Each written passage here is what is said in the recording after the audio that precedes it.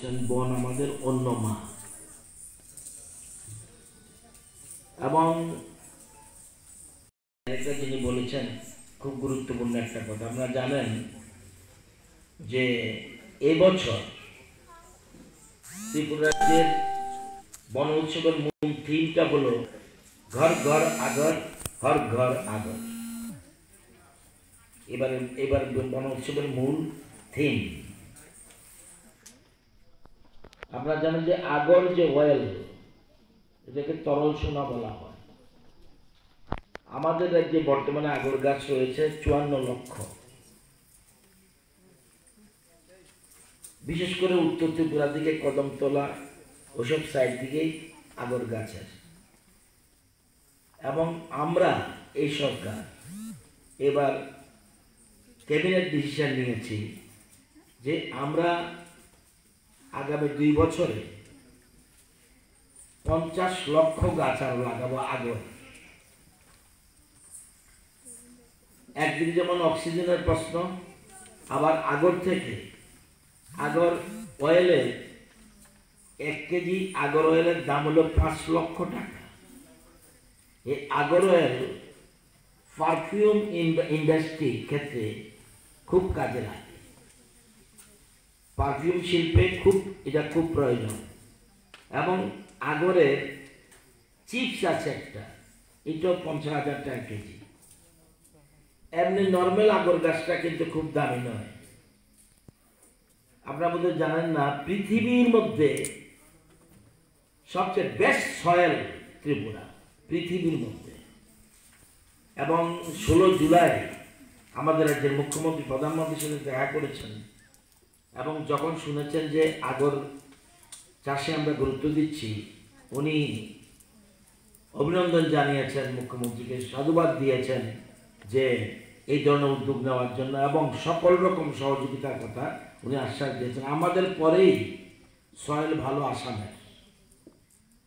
এবং এখন কিন্তু বহির দেশে এখন কিন্তু রপ্তানি হয় না। আমরা প্ল্যান করেছি এই যে আমাদের আগর গাছ লাগালে 2025-এ গিয়ে প্রতি বছর 2000 কোটি টাকা টার্নওভার প্রত্যেক বছর হবে। আগর গাছ হলেই কিন্তু তেল বেরোবে না। এক ধরনের পোকা আছে, পোকার নাম হলো জিওজেরা কনফেটা। এই গাছগুলিকে ইনফেক্ট করে। এখন শতকরা কয়টা গাছে ইনফেক্ট হয়? এখন বর্তমানে নর্মাল শতকরা 10% গাছে মাত্র ইনফেক্ট হয়। অন্য গাছগুলি কাজে লাগে না, নর্মাল। এটা এমন কোনো ভ্যালু না।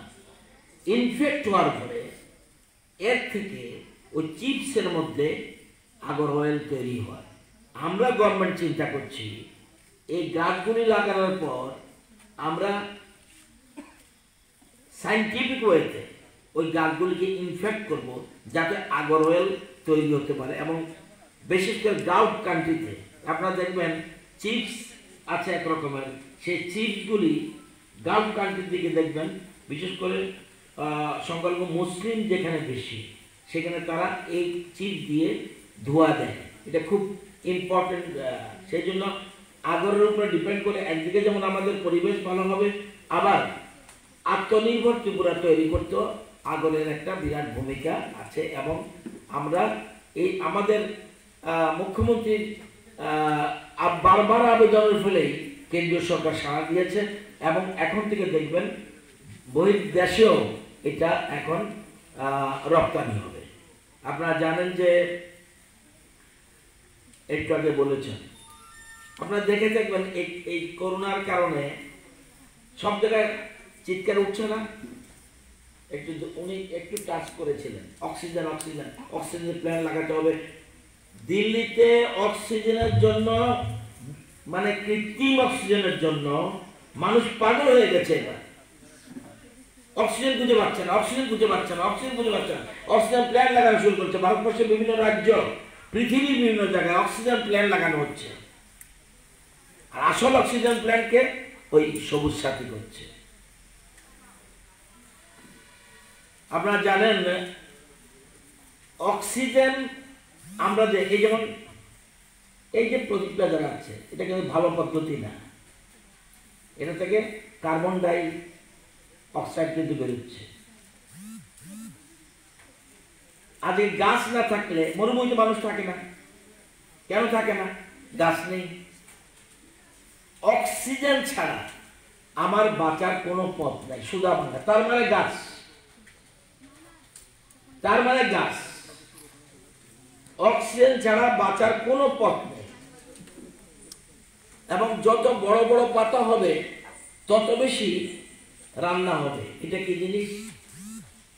আমরা যে কার্বন ডাই অক্সাইড ছাড়ি এটা সংগ্রহ করে গাছ, তার পাতার